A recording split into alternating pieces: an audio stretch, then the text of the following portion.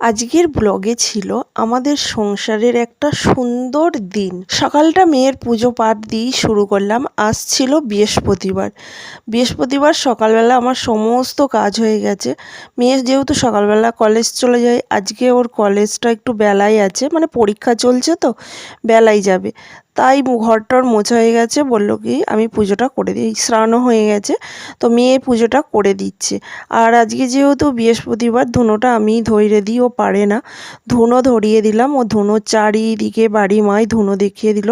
তারপরে এই যে দোকান ঘরেও এসেছে ধুনো দেখাতে, দোকান ঘরেও ধূপ দিয়ে দিল দুটো, তারপর ওপরে নিয়ে চলে গেল। আর আমি এদিকে চালটা ভেজাতে দিয়েছিলাম, ভাতটা চাপিয়ে দিয়েছি। আর আজকে করছি আলু পোস্ত। তো আলু পোস্ত আমার রেডি হয়ে গেছে, কাঁচা সর্ষের তেল দিয়ে খানিক পরেই আমি নামিয়ে নেবো। একই থালায় মা মেয়ের ভাত বেড়ে নিয়েছি, মাছের ঝাল আলু পোস্ত রেডি। তো মেয়েকে খাইয়ে দিলাম বলতে খাইয়ে দিচ্ছি মেয়েকে। ও তো 2-4 খাবল খাবে, আর খাবেই না, তারপরে আমি বাকিটা খেয়ে নেব। ও খেয়ে দিয়ে কলেজ চলে যাবে। আর এদিকে ও দেখো অনলাইন থেকে ঘড়িটা যেটা কিনেছে সেটা তোমাদের সঙ্গে শেয়ার করছিলাম। তো এখনও পর্যন্ত দেখো এত বড় মেয়েকে এখনও খাইয়ে দিতে হচ্ছে, সেটাই তোমাদের সঙ্গে মা মেয়েতে বক বক করছি। এই যে এখন মানে মুখের গোড়ায় হাত নিয়ে দাঁড়িয়েই থাকতে হবে, খাও গো করে। যাই হোক, মেয়ে কলেজ চলে গেল। বিউলির ডালটা সোমবার দিয়ে দিলাম, হয়ে গেল আমার আজকে দুপুরের মেনু। বিউলির ডাল, আলু পোস্ত আর হচ্ছে মাছের ঝাল। কার কার পছন্দ একটু কমেন্টস করে জানিও।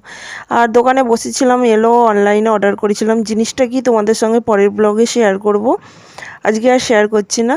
সন্ধ্যাবেলা এখন কিছু খেতেও তো হবে, কারণ সেই মেয়ে ভাত খেয়ে গেছে, আমিও ভাত খেয়েছি। আর সন্ধ্যাবেলায় একটুখানি খেয়েছিলাম গ্রিন টি। আর এখন আমি খাচ্ছি ছোলাটাকে সিদ্ধ করে নিয়েছি, এর মধ্যে পেঁয়াজ কুচি, শসা কুচি, টমেটো কুচি, কাঁচা লঙ্কা কুচি, পাতিলেবুর রস আর একটু বিট লবণ দিয়ে মেখে নিলাম। খেতে দারুণ লাগে, যারা ডায়েট করে তাদের জন্য তো খুবই ভালো। এটা খেয়ে সন্ধ্যাবেলা মানে মুড়ির বদলে এটা আমি খেয়ে নিলাম। খেতে দারুণ টেস্টি হয়েছিল। এর মধ্যে একটু ভাজা মশলাও দিতে পারো, জিরে ধনে গুঁড়ো, খেতে আরও টেস্টি লাগবে। তো মেয়ে বাড়ি চলে এসেছে সন্ধ্যাবেলা, আর বাড়ি এসেছে আর ওদিকে ঝড় বৃষ্টি শুরু হয়ে গেছে। আজকে ঝড়টা একটু কম দিয়েছে, কিন্তু বৃষ্টি হয়েছে। অন্য দিকে তো মানে শিলা বৃষ্টি হয়েছে। যাই হোক, আমি তো বুঝতে পারি না, কারণ ছাদে গেলে তবেই বুঝতে পারবো শিল পড়েছে কি পড়েনি কো। তো জোর বাইরে বৃষ্টি হচ্ছে, এই যে ঘরে রেখে দিলাম। তো চলো এখন নিচেই যাই, নিচেই গিয়ে ওকে খেতে দিতে হবে। এইখানে বৃষ্টি পড়ছে না, এখানে বৃষ্টি পড়ছে না।